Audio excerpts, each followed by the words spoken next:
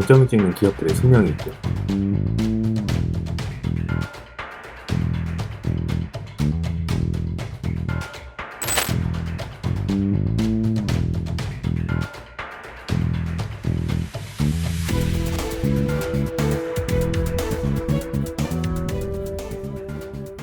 It certainly does talk about Office. And it talks about forcing Office users to use your browser, correct, sir? No.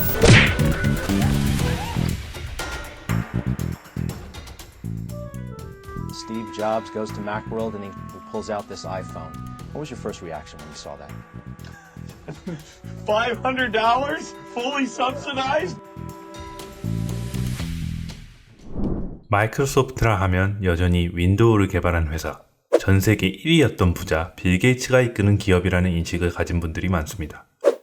마이크로소프트의 원대한 시작과 전성기를 이끈 인물, 빌 게이츠는 마이크로소프트다 라는 인식이 어쩌면 지금의 테슬라는 일론 머스크라는 공식보다 훨씬 강했던 영향이 오늘날까지 이어져 오는 것 같아요. 심지어 빌 게이츠 다음의 CEO는 누구였는지 기억 못하시는 분들이 많은 것도 전혀 이상하지 않죠. 화려한 전성기와 14년간의 지옥 같은 나락의 길을 걷던 마소.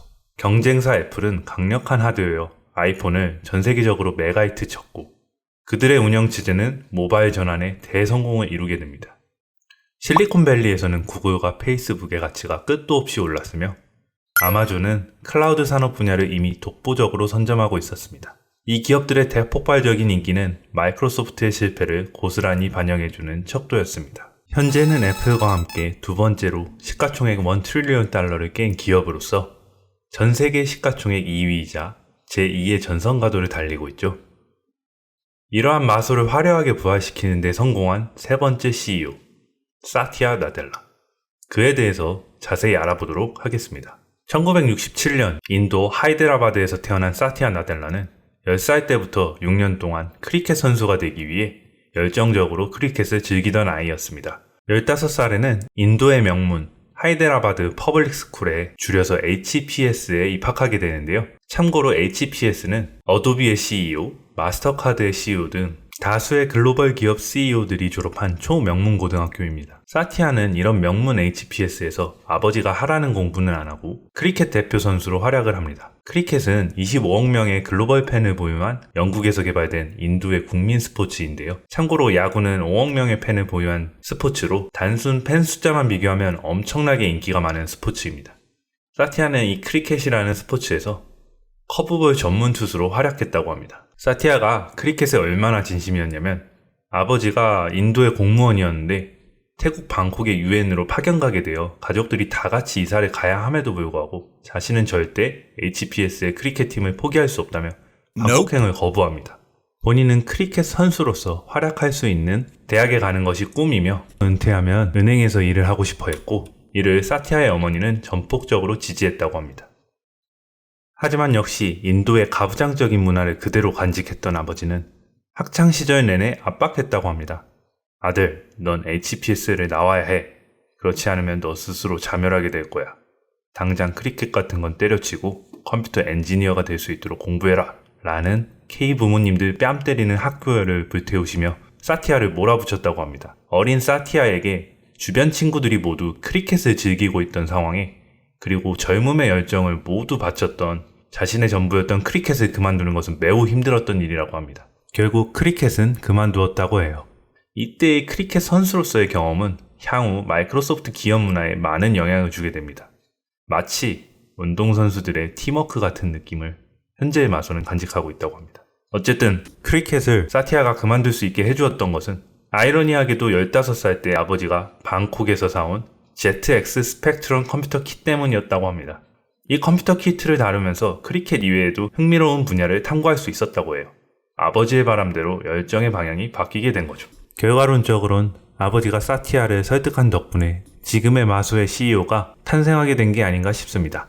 ZX 스펙트럼은 사티아가 향후 소프트웨어 엔지니어링 그리고 PC 분야에 관심을 갖게 해준 계기가 되었습니다. 참고로 ZX는 빌 게이츠와 폴 앨런, 마소의 창업자들이 사용한 마소 베이직의 오리지널 버전이라고 합니다.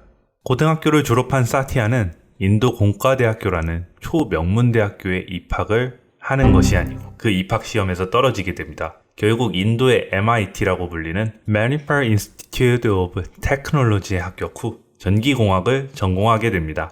그리고 1988년 인도 MIT를 졸업 후 미국으로 건너가 위스콘신 밀워키 대학에서 컴퓨터 사이언스 석사 과정을 공부하기 시작했고 90년에는 이 과정을 수료하게 됩니다. 그리고 그가 사회생활을 처음 시작한 곳은 자바를 최초 개발한 선 마이크로 시스템즈라는 회사였는데요. 이곳에서 구글의 전 CEO인 에릭 슈미트와 함께 일을 했었다고 합니다. TMI지만 에릭 슈미츠가 선 마이크로 시스템즈에서 있을 때 구름 속의 컴퓨터 인 클라우드라는 말을 이때 사용했었다고 해요. 후에 클라우드 기술이라는 단어의 시초가 이때 에릭 슈미츠에게서 나왔던 말이라는 썰이 있습니다. 이후 1992년 IT 명문 선 마이크로 시스템즈를 나오고 마이크로소프트를 입사하게 된 사티아.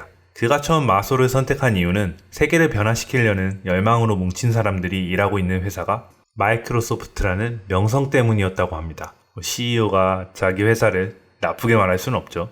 어쨌든 그런 명성 때문에 마소에 이끌렸고 처음에 입사하자마자 들어간 부서는 윈도우 NT를 제작하는 부서였다고 합니다. 윈도우 NT는 1993년도에 출시된 비즈니스 오피스 및 서버 전용 윈도우 운영체제였습니다. 사티아는 윈도우 NT가 후에 윈도우 10까지 아우르는 모든 윈도우 운영체제의 근본이라고 칭하며 그때의 경험이 자신에게 있어 매우 중요했던 부분이었다고 회상하고 있습니다. 시간은 흘러 2008년, 외부에선 금융위기, MS 내부에서는 빌 게이츠의 이사진 사태와 스티브 발머 CEO 체제 내에서 연이은 부진으로 인한 위기를 겪고 있었는데요. MS는 검색 시장에서 점유율이 낮은 문제를 해결하고자 파워서치를 인수하여 새로운 검색 엔진 빙을 론칭할 준비를 하게 되고 이를 맡을 책임자의 사티아를 내정하게 됩니다. 당시 사티아는 빙을 맡을지 계속 고민했었다고 합니다. 경험에 대한 소감이 한국인 입장에서는 꽤나 당혹스럽습니다. 그는 한 번도 프로젝트를 처음부터 끝까지 팀장으로서 지휘해본 경험이 없었고 소비자와 마주하며 비즈니스하는 소위 엔지니어 업무 이외의 작업을 해본 적이 없었다고 합니다. 더군다나 스티브 발머 CEO가 실패한다면 낙하산은 없다라며 그러니까 실패하면 구해주지 않겠다는 소리였죠. 이러한 협박 아닌 협박까지 받은 상황이었기 때문에 고민이 깊었다고 합니다. 어느 날 밤 9시 본사에서 퇴근하는데 갑자기 빙 서치팀이 일하는 빌딩 88, 빌딩 88에 갑자기 가보기로 결심했다고 합니다. 누가 이 시간까지 일을 하고 있는지 너무 궁금했다고 하네요. 주차장에 도착한 사티아는 이미 빌딩 앞에 꽉 찬 자동차들을 보며 충격을 받습니다. 당연히 기가했을 거라 생각했던 팀원들이 한 명도 빠짐없이 테이크아웃 음식을 책상 위에 놓고 일하고 있었다고 해요. 그때 사티아는 빙 팀원들의 열정과 팀워크 정신에 큰 감명을 받았다고 합니다. 와, 이 형 진짜 한국 오면 되게 좋아하겠는데요? 그래서 다음날 스티브 발머 CEO를 찾아간 사티아는 오케이, I'm in 이렇게 말하면서 빙 프로젝트를 승낙했다고 합니다. 사티아가 빙을 이끌었던 경험은 훗날 MS가 클라우드 시장을 석권하는 데 지대한 영향을 미칩니다. 기존의 정보 전달 체계는 서버가 설치된 지역에 다수의 사람들이 검색을 하게 되면 그 지역만 서버 과부하가 걸리게 되는 시스템이었는데요. 그러나 사티아는 빙과 같은 검색 엔진은 다수의 사람들에게 지역과 하드웨어에 상관없이 검색 결과를 노출시켜줘야 한다고 생각했었어요. 따라서 지역별로 서버실을 설치하는 것이 아닌 네트워크 서버 구축이라는 아이디어를 구상하고 이를 적용시키기 시작합니다. 기존의 특정 지역 위주로 과부하가 걸려 렉이 발생하던 현상이 네트워크 서버망이 구축되면서 트래픽 안정화뿐만 아니라 서버 구축 비용의 절감까지 이루어냅니다. 이러한 방식은 향후 MS의 클라우드 컴퓨팅 구조의 핵심이 된 거죠. 결론적으로 사티아는 2008년부터 2011년까지 빙을 개발, 지휘하면서 클라우드 기술에 대한 구조, 운영, 그리고 경제 구조를 익히게 되었고 이를 회사에 적용할 방법을 창안하기에 이릅니다. 스티브 발머는 이러한 사티아 나델라의 능력을 높이 샀고 2011년에 사티아를 클라우드 부서장에 임명하면서 본격적으로 마이크로소프트의 비즈니스를 클라우드로 전환시키는 대대적인 트랜스포메이션을 단행합니다. 전설의 시작이었죠. 스티브 발머의 유일한 업적이라고 평가받는 부분이기도 해요. 2011년 당시 87억 달러를 투자하면서 클라우드 사업에 올인하지만 당시 MS의 클라우드 플랫폼이라 불릴만한 것도 그리고 명확한 목표도 없는 상태였습니다. 사티아가 클라우드 부서장이 될 시점 이미 아마존의 AWS는 수십억 달러의 매출을 올리고 있었습니다.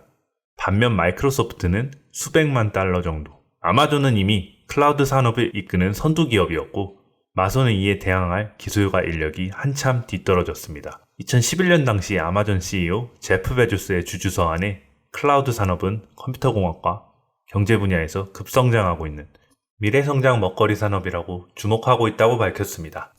AW가 어떻게 경쟁 없이 거대한 클라우드 비즈니스를 구축했는가에 대해서는 아마존에 맞설 수 있는 경쟁자들 자체가 그 당시에 없었다고 회상하면서 새로운 시대의 기술을 미리 선점한 아마존의 경의를 표하기도 했습니다. 정말 제프 베조스의 이런 놀라운 통찰력은 정말 존경스럽지 않을 수가 없다고 생각해요.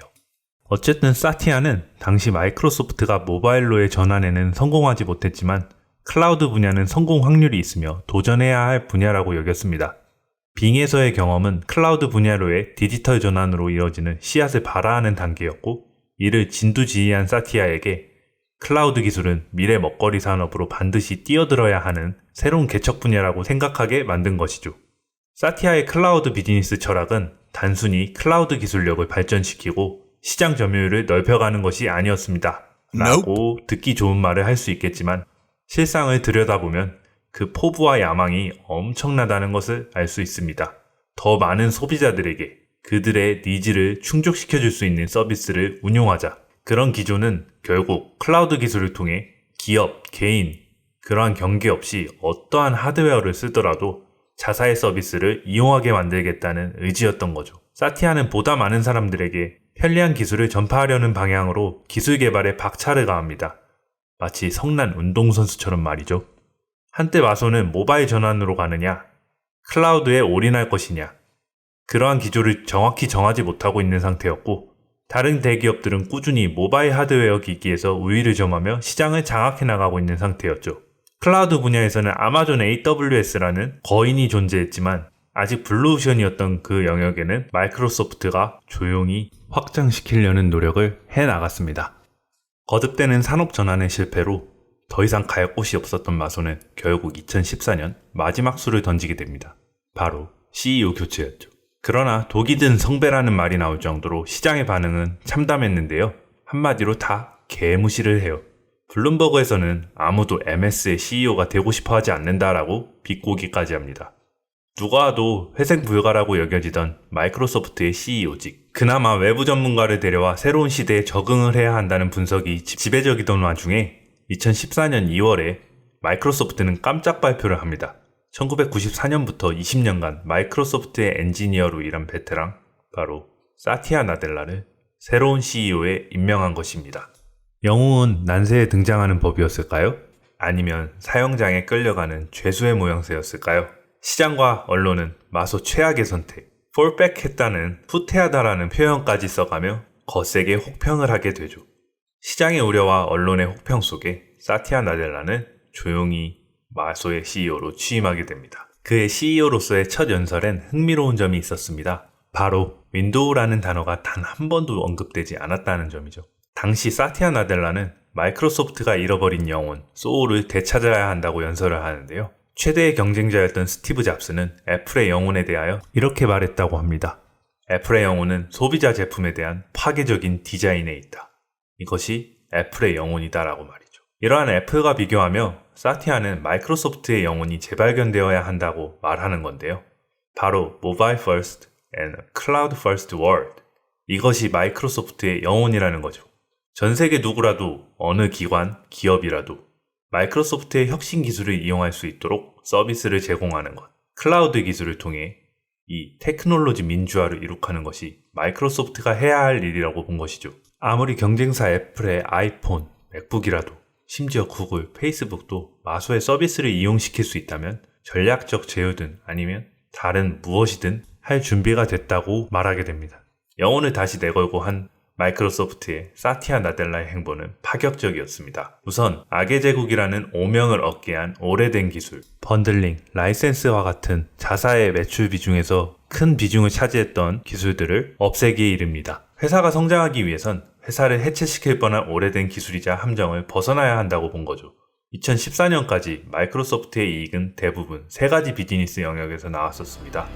윈도우, 오피스 소프트웨어 및 데이터 센터와 서버 프로그램 라이센스에서 이익이 대부분 달성됐었죠. 나델라는 회사의 비즈니스 구조를 재구성하게 됩니다. 윈도우 운영체제 라이선스와 오피스 번들링, 엑셀, 워드, 파워포인트 등, 그리고 서버 프로그램 라이선스에 이익이 편중된 구조를 개혁하기로 마음먹은 거죠. 첫 취임식에서 윈도우를 한 차례도 언급하지 않았다고 말씀드렸었죠. 자세히 들여다보면 그 비즈니스 분야에는 이제는 다이나믹스 프로덕트, 그리고 클라우드 서비스, 오피스 구독 시스템으로부터 발생하는 매출, 이제는 라이선스 비용으로 받는 게 아니라 구독료를 받는 사업 구조로 변환하고 있다는 것을 확인할 수 있습니다. 예전 라이선스와 번들링으로부터 나오는 매출 분야를 완전히 탈바꿈한 겁니다. 과거에 저 라이선스와 번들링 때문에 반독점 기업이라고 낙인 찍혔고 그 때문에 회사가 해체될 뻔한 위기를 겪었던 마소였기 때문에 여기서 탈피를 하려고 했었던 것이죠. 현재 마이크로소프트 오피스 365는 과거 오피스 번들링과는 완전히 다른 제품이거든요. 다른 이름으로 저장이라는 그 폐쇄적인 기술을 힛 리플래시, 새로 고침했기 때문입니다. 어떻게 그렇게 했느냐? 이 방식이 정말 대단하다고 극찬을 받고 있는데요. 인도의 마하트마 간디의 헌신이 아니었을까 생각이 들 정도로 전 세계 개발자들에게 환호를 받고 있습니다. 그 이유에 대해 살펴보겠습니다. 마소는 2014년 이후 GitHub, npm, 리눅스 등 오픈소스를 활용하는 기업 및 플랫폼을 꾸준히 인수해왔습니다. 오픈소스 플랫폼에서는 소프트웨어 개발자들을 위해 소스코드를 오픈하고 이를 공유해줍니다. 따라서 마이크로소프트 같은 대기업이 오픈소스 기술을 매입하고 독점하려 한다면 오픈소스 공유 철학을 훼손시킬 수 있다는 우려가 컸죠. 그러나 사티아가 걸어온 길은 오픈소스의 공유 철학을 그대로 살리는 길이었습니다. 오히려 수익화를 고민하며 어려운 시기를 겪던 GitHub와 npm 등의 기업들을 마소가 적절히 인수함으로써 해당 오픈소스 프로젝트를 유지하는 데 도움을 주었다는 평가를 받고 있고, 특히나 전 세계 엔지니어들이 오히려 마소가 인수하고 나서 오픈소스 기술들이 훨씬 더 발전하고 있고 이를 과도한 유료화를 시도하지 않고 있어 여러 우려를 불식시켰다는 긍정적인 평가를 받고 있습니다. 아니, 회사가 왜 이런 오픈소스를 인수하면서 수익화를 실현하지 않아 보일까요? 마소가 그리는 큰 그림에는 이런 오픈소스 기술 및 개발자들을 모으고 선점하는 것이 반드시 필요하기 때문입니다. 자사 플랫폼을 이용하는 개발자들의 수가 늘어나면 어떤 효과가 발생할까요? 마이크로소프트 애저의 비주얼 스튜디오 코드는 합리적인 가격에 더 나은 기술의 오픈소스들을 제공하고 있어 오픈소스 개발자들에게 폭발적인 인기를 누리고 있습니다. 실제로 마소의 25,000명 이상의 사내 개발자들이 오픈소스 프로젝트에서 활발하게 활동하고 있고, 비주얼 스튜디오 코드를 이용하는 개발자들의 숫자는 2017년에 이미 전 세계적으로 1,400만 명의 개발자, 그리고 매달 평균 260만 명이 이용하는 것에 육박했고 현재까지 계속 증가 추세에 있습니다. 이 개발자들이 개발하는 모든 소프트웨어, 첨단 기술, AI, 사물 인터넷 IoT 등의 기술에 마이크로소프트의 오픈소스 기술이 들어가게 되고, 마소는 오픈소스를 제공하는 대가로 서비스 이용료, 서브스크립션 피를 받으면서 매출도 올릴 수 있는 거고요. 이러한 최소한의 구독료를 유지하면서 개발자들의 호감을 계속 상승시키고 이용하는 유저들을 계속 확보해 나가는 것이 현재 마소의 행보입니다. 마소가 개발자 포럼 및 회사들의 지분을 넓혀가면서 오픈소스 기술들을 이용해 어떻게 자사의 기술력 및 그 영향력을 확대시켜 나가려고 하는지 어느 정도 감이 잡히시나요? 사티아의 마소는 오픈소스 기술들을 인수함으로써 마소의 오래된 사업 구조를 탈피를 시도합니다. 물론 건드린 사업마다 성공한 것은 아닙니다. 대표적으로 틱톡 인수 실패와 노키아 사업 철수 사례가 있죠. 마이크로소프트가 만약 250억 달러에서 300억 달러 사이에 틱톡 입찰을 성공했다면 단기간에 디지털 광고에서 구글과 페이스북에 도전했을 것입니다. 10대 사용자에 대한 틱톡의 수많은 데이터는 미국과 중국의 모든 거대 광고 기술 및 AI 딥러닝, 알고리즘 개발 업체들과의 경쟁에서 마이크로소프트가 단기적으로 세계 최고의 기업으로 도약하도록 만들어졌을 것인데 아쉬운 부분이죠. 사티아의 기조는 명확했습니다. 언제 어디서든 누구든지 마소의 제품을 이용할 수 있게 만들기 시작합니다. 전 세계의 디지털 웨이브의 물결이 거대한 파도처럼 몰아치고 있습니다. 데이터 저장 매체와 구동 하드웨어의 경계가 허물어졌고 엑스박스 클라우드 게이밍, 제니맥스 미디어의 인수를 통해 기기에 제한 없이 클라우드 게이밍 플랫폼에 접속하여 언제 어디서든 게임을 즐길 수 있는 환경이 만들어졌습니다. 팬데믹으로 인한 재택근무 시대에 적합한 마이크로소프트의 팀은 늘어나는 수요에 맞춰 소프트웨어를 발전시키고 있습니다. 마이크로소프트가 꿈꾸는 세상, 최소 10년 안에 마이크로소프트가 목표하는 세상은 어쩌면 메타버스라는 단어로 정의해 볼 수도 있지 않을까요? 마소의 회심작 매쉬입니다. 언제, 어디서든, 누구든지 마소의 제품과 함께라면 무엇이든 할 수 있다는 회사의 욕망이 담긴 기술입니다. 그리고 다가오는 신세계 윈도우 11. 그동안의 윈도우 제품들처럼 판매가 아닌 마치 아이폰의 OS를 업그레이드하는 방식으로 기존의 윈도우 10 유저들은 무료로 업그레이드 될 것이라는 거의 확정적으로 돌고 있습니다. 자, 모바일 퍼스트, 클라우드 퍼스트, 이 구호와 함께 다가오는 새로운 시대의 선구자가 과연 될 수 있을지 현재 마소의 분위기는 매우 긍정적이라 예상됩니다. 이상으로 영상을 마칩니다. 오랜만에 올리는 영상이었는데 잊지 않고 찾아와 주셔서 너무나 감사드립니다. 건강보다는 영상이다. 이렇게 다짐하고 다시 시작하게 됐습니다. 그럼 지켜봐 주세요. 감사합니다.